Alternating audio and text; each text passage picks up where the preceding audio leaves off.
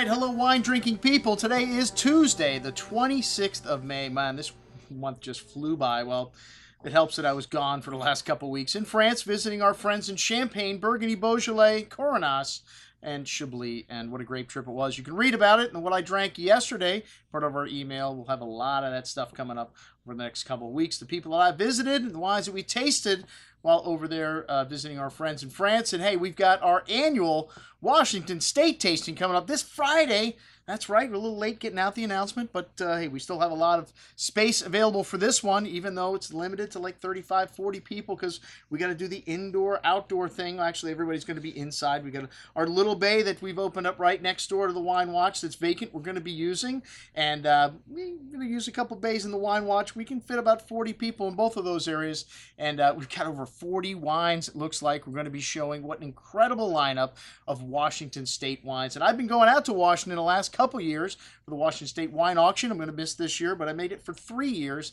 made a lot of new friends, and I can tell you, even though the wine industry is relatively young, the first grapes were planted there by German and Italian immigrants around 1825, but Chateau Ste. Michelle Winery, the oldest winery in the state, was built in 1912, so it's just over 100 years old, the wine industry, and today there's over 700 wineries in Washington State. It just exploded in the last 10 years, and the first people, well, after Chateau Ste. Michelle, were really in the 70s, and these guys are all the cult producers pretty much today. Leonetti, Woodward Canyon, and Kilseta Creek. Well, Woodward Canyon you can still buy for, for a relatively cheap price compared to the other two. Their top wines have scored 100 points in the Advocate today, and pushing $200 a bottle for some vintages of Kilseta Creek. We're not going to have any of these on the table. This is our $35 event, so we're going to show you some of the next generation of people, like Seven Hills Winery, which came around in the 80s, and these guys producing some incredible values. Their Columbia Valley Cab 2012 for $25. Well,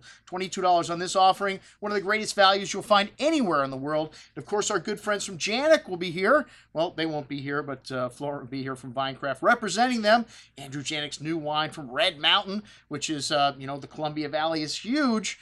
There's less AVAs in the Columbia Valley than there is in Napa Valley. Hard to imagine, but like I said, it's only 100 years old, the wine industry here for the most part. Well, top-level stuff has only been made here for the last 30 years, so really new. We're in on the ground floor on some really cool stuff, like this Dusted Valley wine, which we visited. These folks were out there our first trip, and some really great people, some outstanding wines. It's come from In the Rocks, one of the new AVAs there that's great for Syrah. Our friend Christophe Baron from Cayuse, the most famous producer there, and one of the new cult wines of Washington, and some great stuff on the table. We even have some white wine, some rosés. We're going to have something for everybody here, so check it out. Our Washington State tasting here at the store this Friday night. I'm your host, Andrew Lampasone, signing off for the Wine Watch, saying remember, always drink the good stuff first.